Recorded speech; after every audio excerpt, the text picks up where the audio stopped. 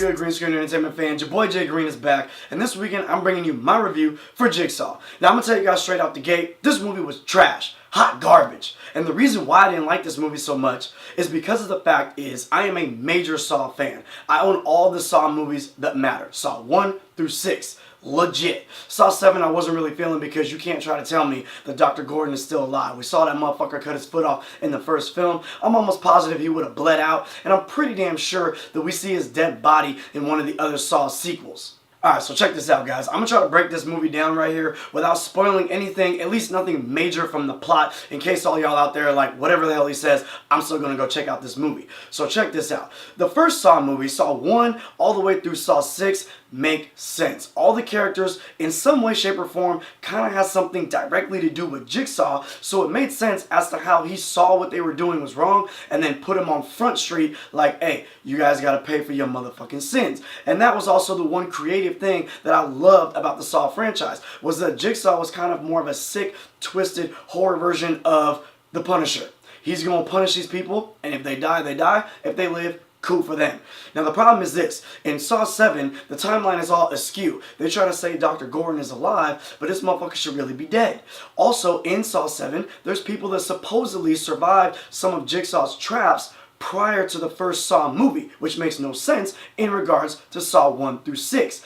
This movie has no fucking creativity whatsoever. Jigsaw, the movie, no fucking creativity whatsoever. It's coming 10 years off the heels of the last film, which didn't make sense in itself. They're in this movie trying to say that Jigsaw was doing shit yet again prior to the whole Amanda with the thing that rips her face off and all that type of shit that she escaped. So they're trying to say that this movie, the major plot lines from it are taking place 10 years prior to the first fucking Saw film. It makes no motherfucking sense. The timeline is askew, my brother. And again, to address the creativity aspect of it, in this film, we can see in the trailer that it's a bunch of people waking up in a room. They don't know how they got there. They don't know who each other is, but they got to figure that out in order to get past his traps and contraptions and whatnot. But we've seen that in Saw 2 and Saw 5. A group of people wake up, they change some stuff, they gonna get sawed in half, all of that jazz. So you're not giving us anything new in that regard. Also, as I do want the Saw franchise to continue on, and I was sad to hear when Part 7 came out before I ever saw Part 7, oh no, we're not going to get any more Saws. I don't just want it to be rooms full of people trying to figure out how they know each other and what type of fucked up shit that they do. That's kind of against Jigsaw's whole mythology. He was dealing with people that had direct influence on his life and or the outcome of his life. So for him to just take a bunch of people, that's turning it into a slasher film or Hostel. I'm not trying to see that shit. Now, I think it's pretty safe to assume that one of the most appealing things and fun things about the entire Saw franchise was the death traps. For me, it was pretty fun to sit there and watch him draw up schematics and blueprints for his next contraption of death. As the movies went along and people were helping him out, you probably were scratching your head like, wait a minute, are they really able to put that shit together?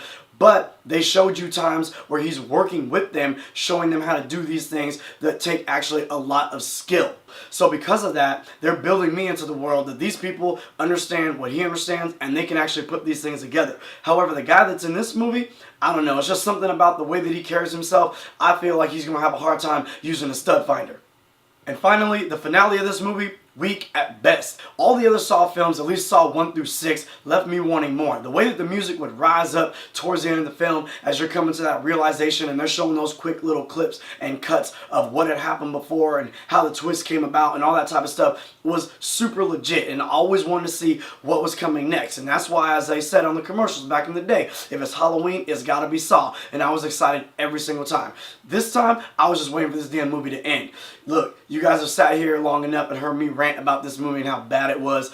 It left a sour taste in my mouth. I don't know why they brought it back if this is what they were going to give us. If you are truly a Saw fan, I feel like you will probably be disappointed in this. If you like Saw just as a casual fan, maybe you'll get some entertainment out of the contraptions that are in this film. But other than that, I cannot send you out to the theater in good conscience to go watch this movie. Not in IMAX, not in 2D, not on bootleg, not on nothing. So, if it was me, I would just go ahead and watch Saw 1 through 6.